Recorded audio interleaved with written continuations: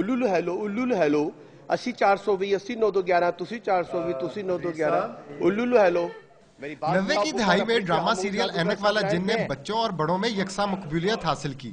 इस ड्रामे को अब दोबारा तैयार किया जा रहा है, लेकिन इस मर्तबा ये नस्तूर की वापसी के नाम से नशर होगा। हामून जादूगर का किरदार अदा करने वाला अदाकार हसीब पाशा और जिन का किरदार अदा करने वाले कैसर शहजाद इस ड्रामे की रीमेकिंग पर खुश दिखाई देते हैं। मैं बहुत ही खुश हूँ, इसलिए कि मेरा दोबारा से एक रिश्ता उन मासूम बच्चों के साथ बन जाएगा। जहाँ से भी गुजरते हैं जो बच्चे या खवातीन पहचानती हैं वो बहुत खुश होती हैं। जब बात हो ऐनक वाले जिन की तो ज़कूटा को कैसे भुलाया जा सकता है। मुझे काम बताओ, मैं क्या करूं, मैं किसको कहूं। ज़ैबीना।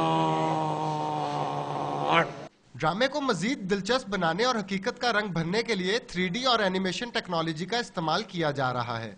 ड्रामा नस्तूर की वापसी टीम का कहना है कि ये ड्रामा बच्चों को बहुत पसंद आएगा, लेकिन अब देखना यह है ये ड्रामा बच्चों को वाकई कितना पसंद आता है। कैमरामैन अब्दुल वाहिद के साथ शाहरुख बुखारी, डॉन न्यूज़, लाहौर।